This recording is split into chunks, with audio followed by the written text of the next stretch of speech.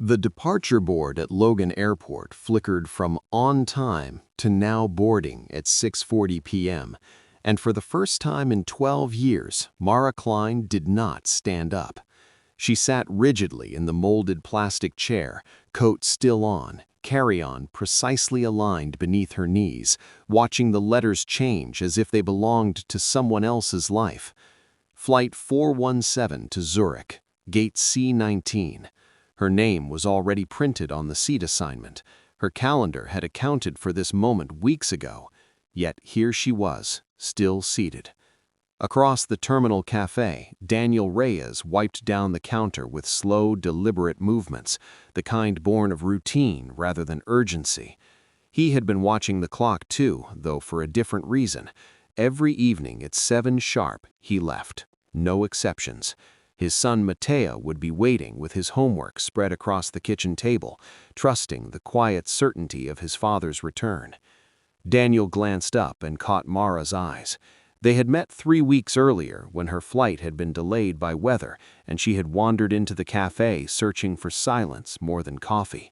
She was unmistakable, tailored coat, posture like punctuation, the controlled stillness of someone used to command. He had served her espresso without small talk.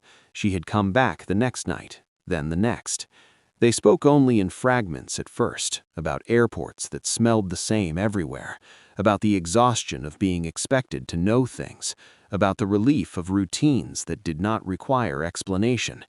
Daniel never asked why she traveled so much. Mara never asked why he never stayed late.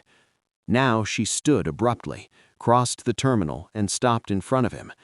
"I'm supposed to be boarding," she said. He nodded. "That's what the board says."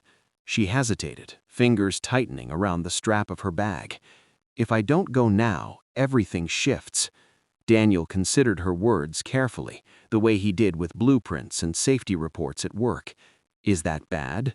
"For me," a humorless smile touched her mouth, "it's unthinkable." He didn't reach for her or offer reassurance. He simply said, "I close in 10 minutes. The announcement echoed again. Final boarding call. Mara looked past him, toward the glass wall where planes taxied with obedient precision. Her phone vibrated in her coat pocket. She didn't check it. "I've never missed a flight," she said quietly. Daniel met her gaze. "There's a first time for everything." The words surprised both of them. At 7:02 p.m., Daniel locked the cafe door and walked out into the cold February evening. Mara followed. They didn't go far, just down the street, into a narrow park where the city noise softened into something human. They sat on a bench dusted with old snow, coats pulled tight, breaths visible in the air. "My life," Mara said after a long silence, "is very efficient." Daniel waited. "I curate exhibitions," she continued. "I negotiate donations, sponsorships, board politics.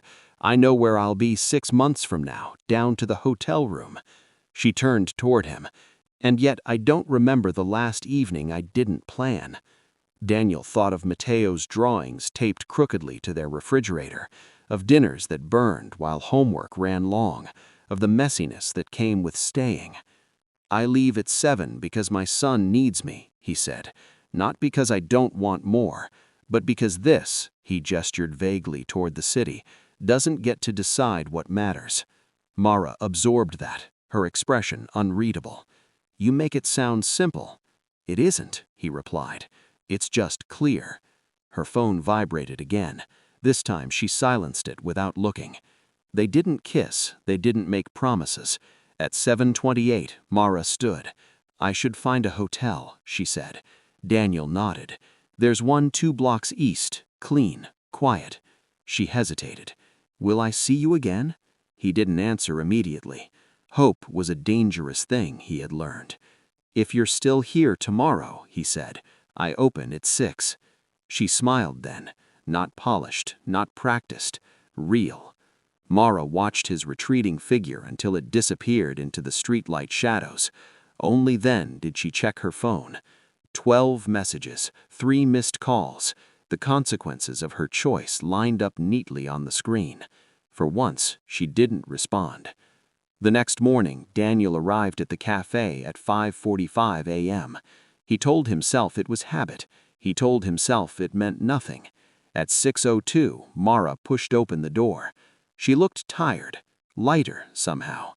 "I changed my ticket," she said. "Just one day." Daniel poured her coffee without asking. Outside, a plane roared overhead, climbing steadily into the pale morning sky. Mara watched it through the window, then turned back to the man who had gone home when everyone else stayed. For the first time in her life, she didn't know where she would be next. And for the first time, that uncertainty felt like possibility.